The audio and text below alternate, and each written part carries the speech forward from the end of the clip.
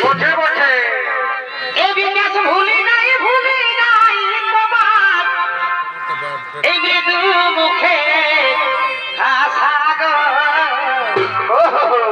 ভুলি নাই তোমার ভালোবাসা সুপ্রিয়া